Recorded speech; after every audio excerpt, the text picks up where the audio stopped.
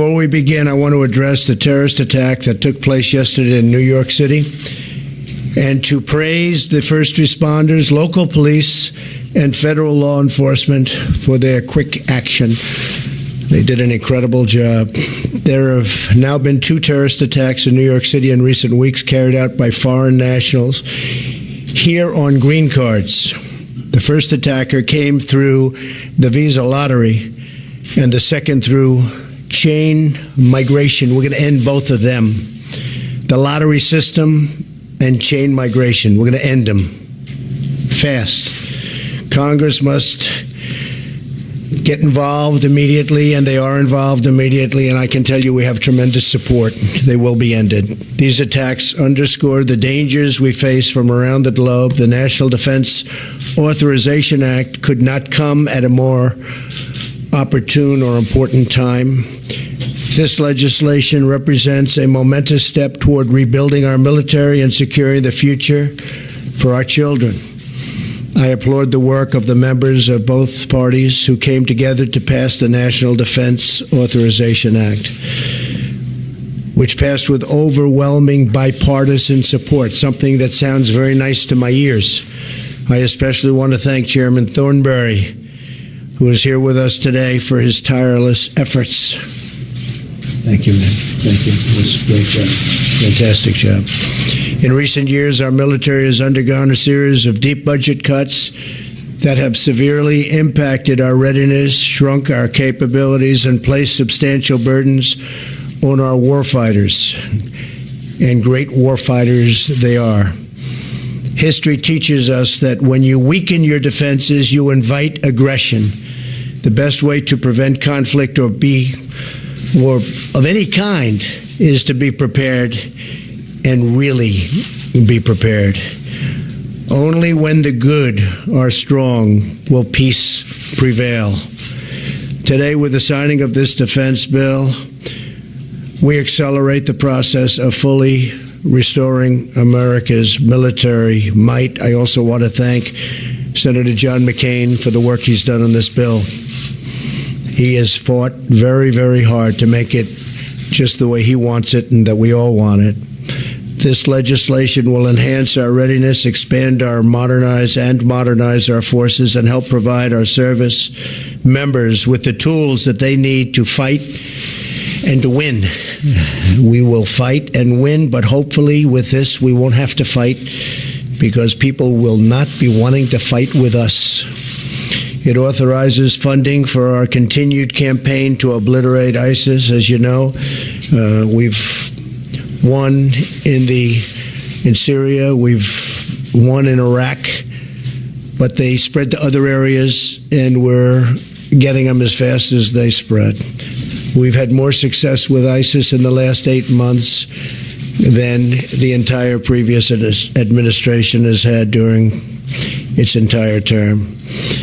It approves missile defense capabilities as we continue our campaign to create maximum pressure on the vile dictatorship in North Korea. We're working very diligently on that, building up forces. We'll see how it all turns out.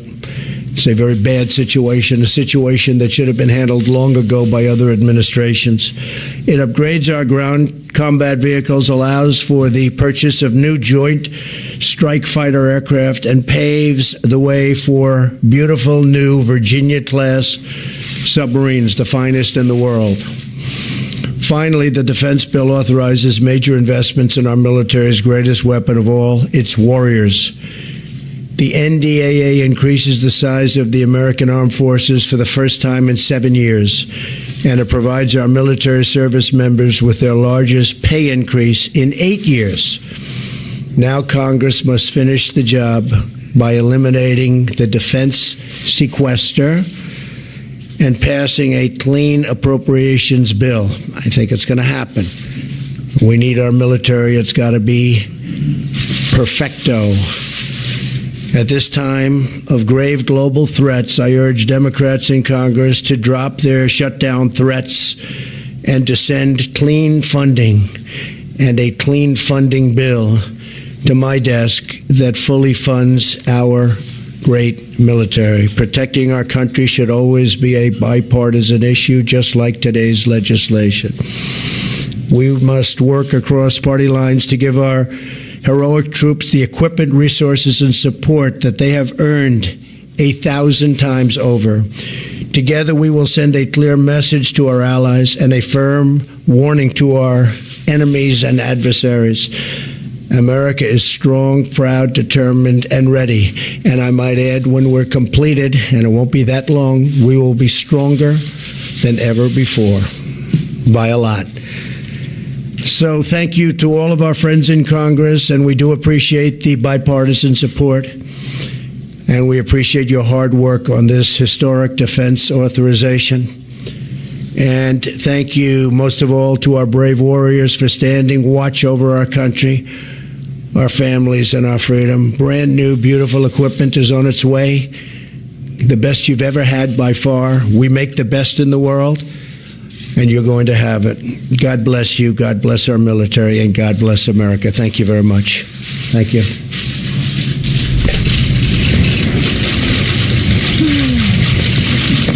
I won't be showing all of this to everybody, believe it or not. That's a lot of pages. That is a lot of pages.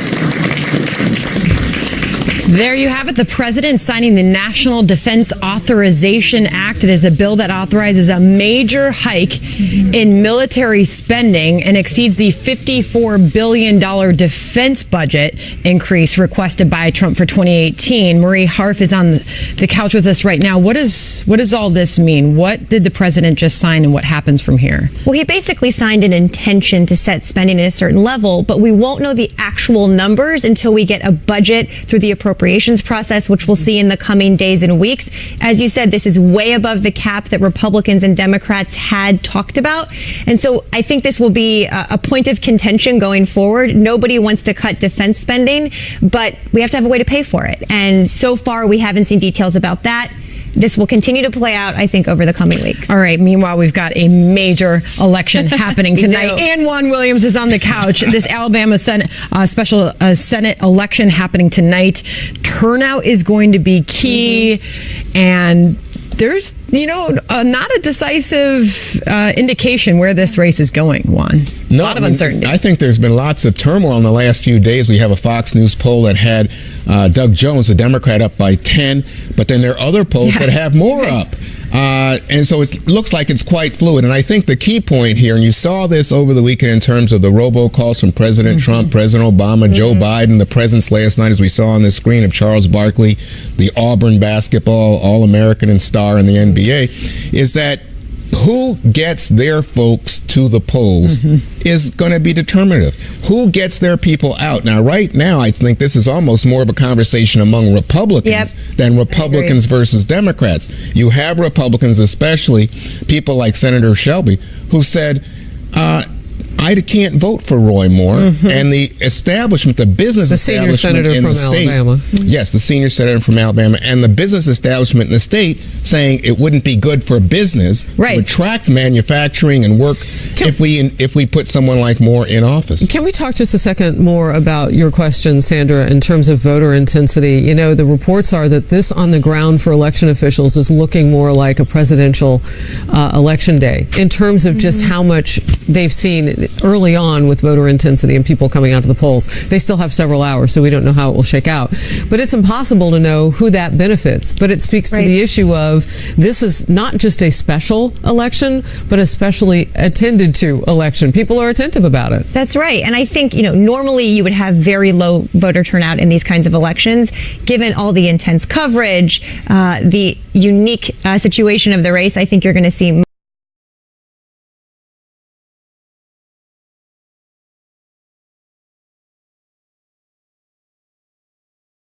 crossover. And we have seen people like Senator Shelby. There were other Republicans who've come out and said, I just couldn't do it. I couldn't vote for Roy Moore. That will be the interesting deciding factor, I think, today. And you're right. We do not know who turnout will help. Who benefits that. And I think this could go pretty long into the night tonight if I had to guess. I'd say, it's interesting, Doug, that Shelby said he didn't vote for Doug Jones. He didn't vote for the Democrat. Right. And that is such a great point. So what we have here is the duopoly cartel system. You have two failing parties that no longer serve voters, who give up choices that are to many people, unfortunately, in Alabama, the lesser of two evils. And that's the choice they feel that they're forced to make. And I think it's fantastic that Richard Shelby wrote in a candidate that he believed in. And vote your conscience. That's okay. Yep. Be a little unorthodox. Think outside the ballot box for a second. So one of the things that actually is working for Roy Moore in terms of his messaging, irrespective, if you will, of the allegations against him, the sexual misconduct allegations, are his Christian values among those who are being talked to as they come out of voting. Now, you can't do exit polling, you don't do that, but reporters are asking them, and you hear time and time again them pointing to those who voted for him, pointing to his Christian values, and that the rest of the stuff was, I won't even say what woman said, but I'll just say hooey instead of what she said. And on the ground, all politics are local. Will that play out? We don't know. What does a Doug Jones victory mean for Trump's agenda? This is not good either way. Right. So that if you have Doug Jones there, I don't know how he'll vote on taxes because I just don't know. He has not made that clear, Chandra. But what is clear is that he would caucus with the Democrats. And so he would be under pressure and expected to help fulfill a Democratic agenda. And as you know, Democrats have stayed apart from much of Trump's efforts, especially health care and even tax reform. And Doug Jones is going to walk much more of a party line than Roy Moore will. Exactly. And I think Roy Moore, the second he gets to really exercise that very vocal independence, if he is in fact elected today, he will show it, especially to Mitch McConnell. There you go. That's the key point. Well, even the latest tweet from the president talked about Roy Moore and how he votes and how he'll be much more in line with the party. All right, a busy day. A lot more to get to. New York City police charging the alleged terrorist who detonated a homemade bomb inside the city's subway system, New York City's subway system. Charges against the suspect behind yesterday's terror attack on the New York City subway system during the morning rush hour.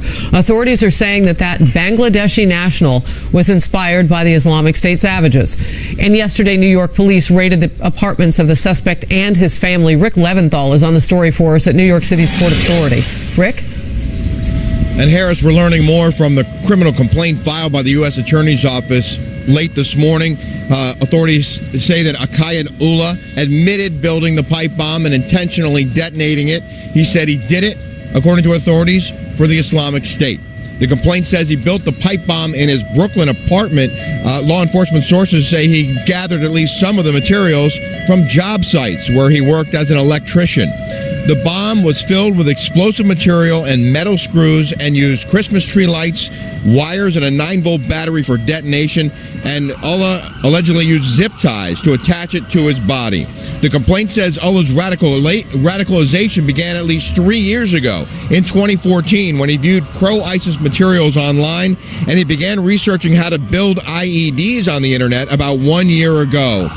We have also learned yesterday morning he posted on his Facebook account a message to the president, which I hope you can hear over the sirens behind me.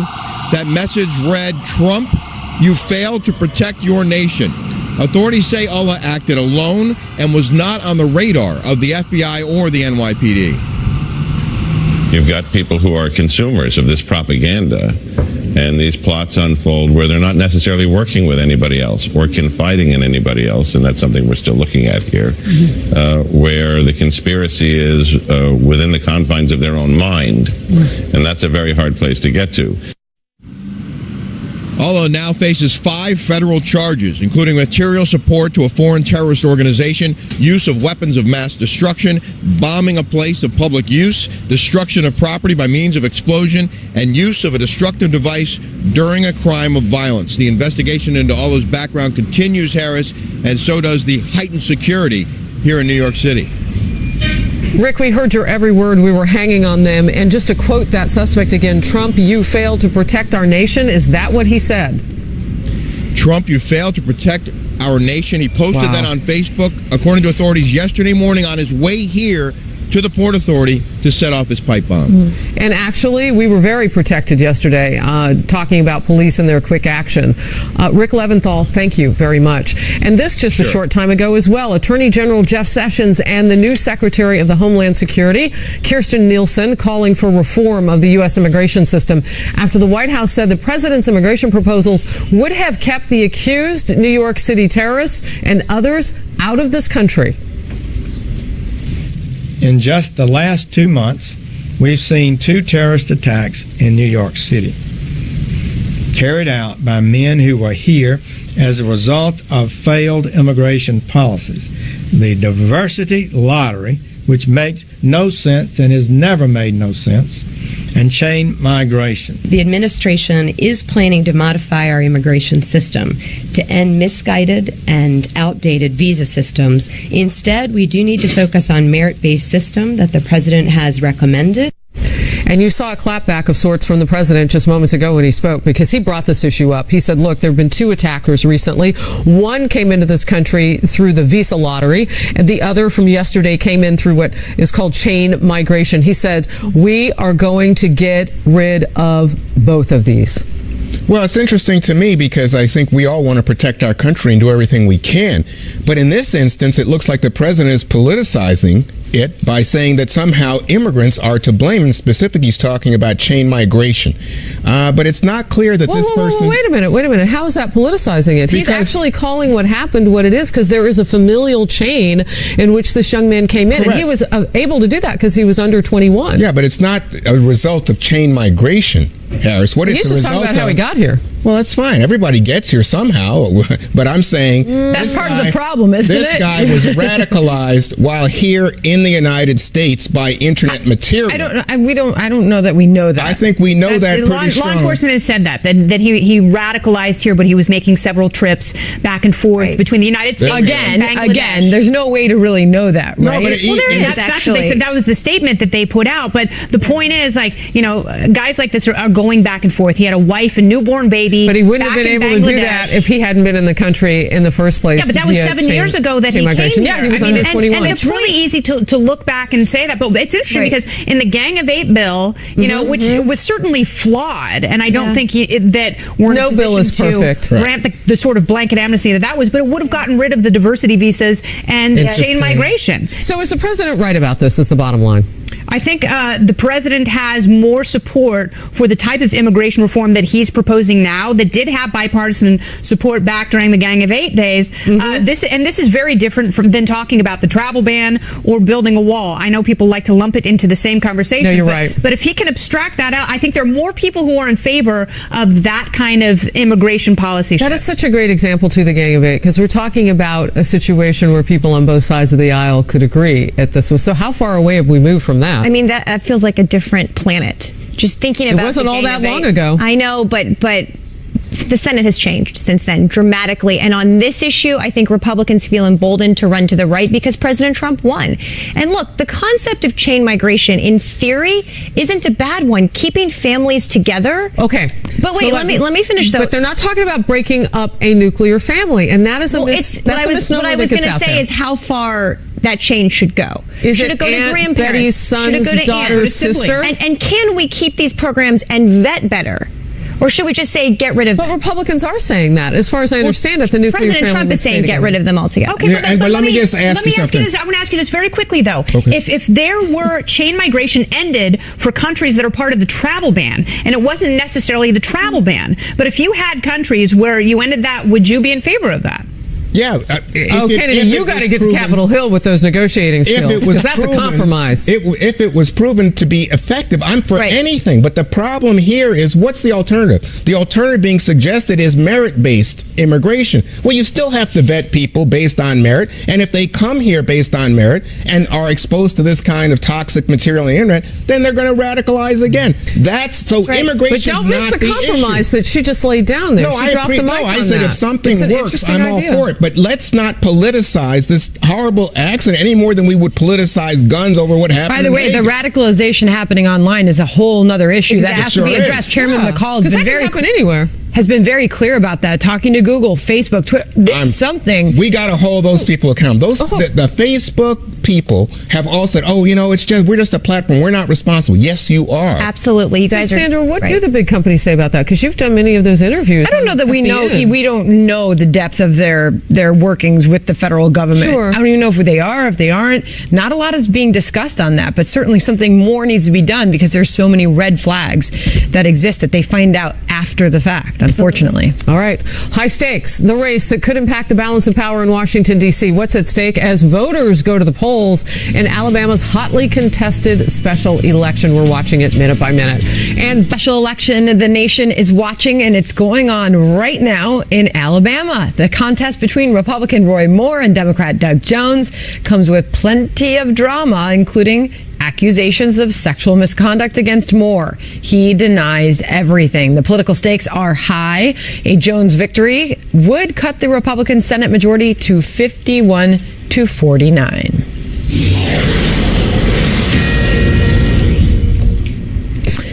All right, Fox News Alert, investigate the investigators. That's the call from President Trump's legal team, who are now demanding a second special counsel to probe the FBI and Department of Justice officials behind the Russia investigation. This after a stunning revelation in the investigation into the anti-Trump dossier.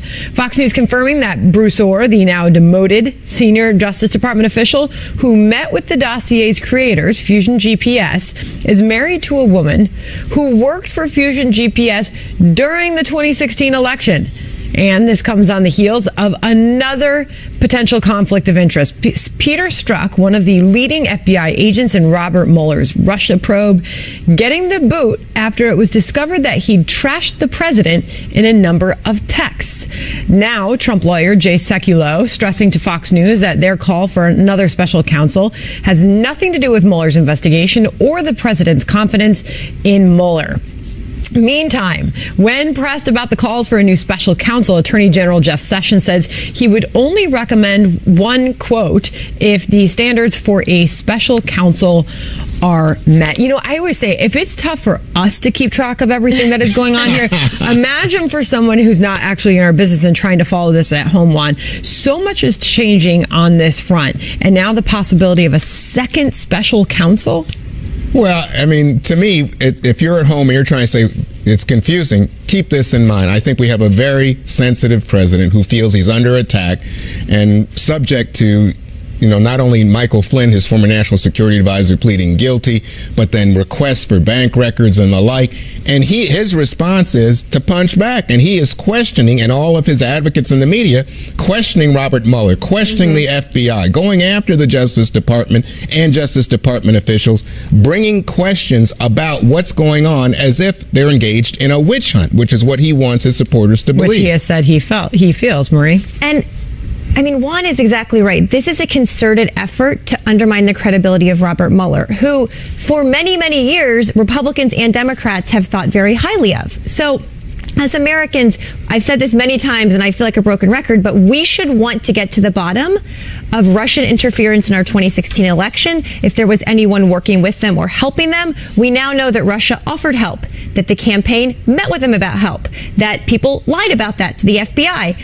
I don't know where this investigation is going, but you're going to see, as it gets more serious, more attempts on the part of Trump supporters to muddy the waters, to distract from that, and calls for a special counsel, a second one, are exactly that. They're completely muddying the waters to want there to be fairness, though. I mean, when you look at that anti-Trump dossier, there are equally as many questions about what nefarious moves Democrats might have been making as far up as the FBI. As many questions? Or maybe even more. I don't know. I mean, you bring up a good point. We've been asking them for so long that maybe they've tripled in value. I don't know. But my point is that you've got a DNC, you've got a former presidential candidate, and potentially the FBI who would have shelled out cash for a dossier that was being put together by a British spy. I know it sounds like a movie. No, but it's not. We haven't had those questions satisfactorily answered. What was the government doing? Who were they spying on? What information were they using? And I'm sorry, but Mueller is being paid by the government, and he has not not defended his position. There's no evidence he has done anything inappropriate. There's no evidence that Robert Mueller. I'm talking about equability when you're looking at things from a probe standpoint. Is everything being looked at? We have not had. But you're drawing an equivalency that is false. About Christopher Steele. What was his relationship to Fusion GPS? Why was a senior official at the Department of Justice who is married to someone who worked for Fusion GPS meeting with that organization without disclosing it? And all of those meetings and all of those information certainly affect outcomes here.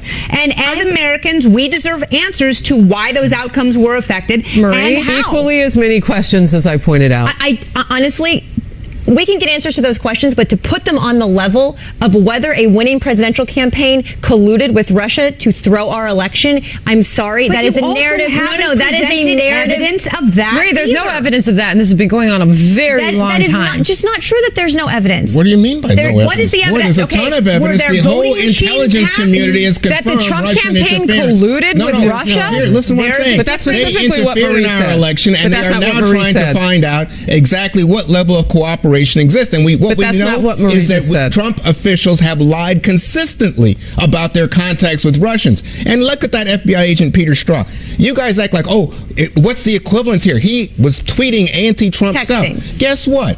He was watching a debate. How many of you on this couch weren't tweeting something about what you're texting? I don't think that a person anti-presidential. What are you saying? You say, I like Donald Trump. I like Hillary Clinton.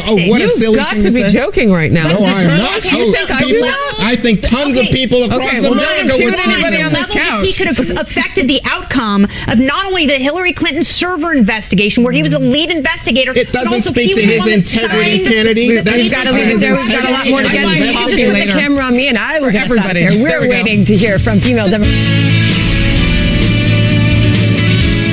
We are waiting to hear from women Democratic lawmakers expected to address calling to an open investigation allegations against President Trump. Those women are writing in a letter to House committee leaders, quote, at least 17 women have publicly accused the president of sexual misconduct. We cannot ignore the multitude of the women who have come forward with the accusations against Mr. Trump, end quote. This move follows 3 more accusers shared their stories during a news conference yesterday. President Trump weighed in on Twitter this way, quote, despite thousands of hours wasted and many millions of dollars spent, the Democrats have been unable to show any collusion with Russia. So now they are moving on to the false accusations and fabricated stories of women who I don't know and or have never met. Fake news, exclamation point. Juan? Well, I think he's trying to defend himself because there's now, in the aftermath of Senator Franken's resignation, I think that there's a moment here, and what we see is a number of people who made accusations against President Trump saying, hey, we want to be heard, and why haven't these cases come to trial or come to some kind of resolution? Sandra? Well, I mean, their voices need to be heard, and they certainly are making a statement, and putting this out together is effective. To have the president trying to get out ahead of it with the tweeting and commenting on it ahead of hearing them personally in a little bit, it's certainly a developing story. So the women who came out yesterday we had heard from before. So this was, as they have put it, another chance for them to tell their story. But I want to go to kind of a tweet back and forth that the president has been having that's making news today. And the president tweeted this at Senator Kirsten Gillibrand after she suggested that he should vacate his position. Quote, lightweight Senator Kirsten Gillibrand, a total flunky for Chuck Schumer, and someone who would come to my office, quote, begging for campaign contributions not so long ago, parenthetically, and would do anything for them, is now in the ring fighting against Trump, very disloyal to Bill and crooked used. And that, of course, is talking about her loyalty to Bill and Hillary Clinton. Kennedy? This is certainly getting heated, and as Juan was talking about earlier, very politicized. And I think they have to be careful here. Sandra's absolutely right. We have to listen to victims regardless of party or gender. And if someone is coming forth with a claim, that's why presidential elections and campaigns are so important. And that's why it's critical for journalists to ask the right questions in the right way and seek the truth and get that information out during a campaign, because once a president is in office, that person cannot be charged with the crime they committed before they took the oath of office. So essentially now with this administration, with the Republican House and Senate, the president at this point isn't going to be impeached. Let's get to Senator Gillibrand, who spoke on camera a short time ago in response to the president. It was a sexist smear attempting to silence my voice. And I will not be silenced on this issue. Neither will the women who stood up to the president yesterday, and neither will the millions of women who have been marching since the Women's March to stand up against policies they do not agree with. So that was the back and forth between the president and Gillibrand. And then there's this, Elizabeth Warren weighing in, tweeting, "Are you really trying to bully, intimidate, and blank shame Senator Gillibrand? Do you know who you're picking a fight with? Good luck with that, President Trump. Nevertheless, hashtag she persisted." If you weren't looking at your screen, you won't know what I blanked out, but I'm not going to say it. Marie?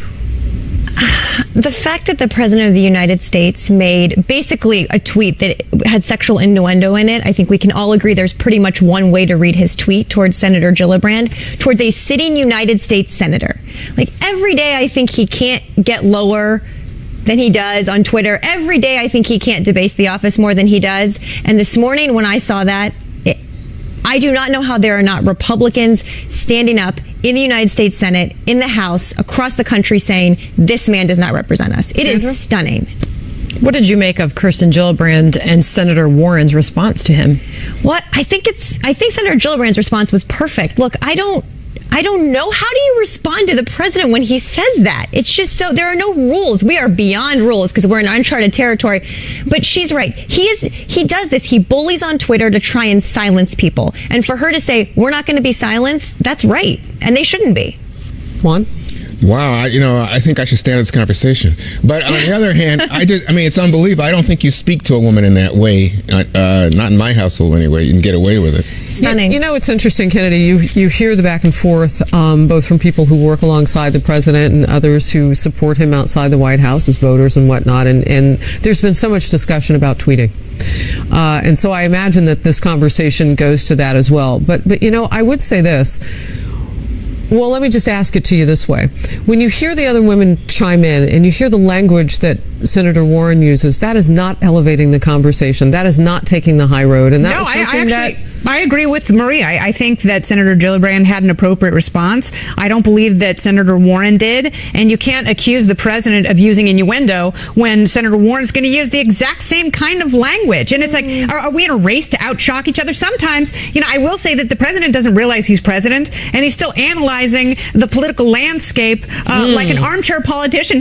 Sometimes I think he forgets that he's in the driver's seat. He's a jerk. He's just a bully. Ooh. I'm sorry. I'm going to say that online, we would not let our children behave this way online. We would not, if we worked with someone and they behaved this way online, we would report them to HR. This is not behavior we would accept in a CEO. Actually, in a that principal. is true. This is not behavior that we would accept in any other person. He's the president.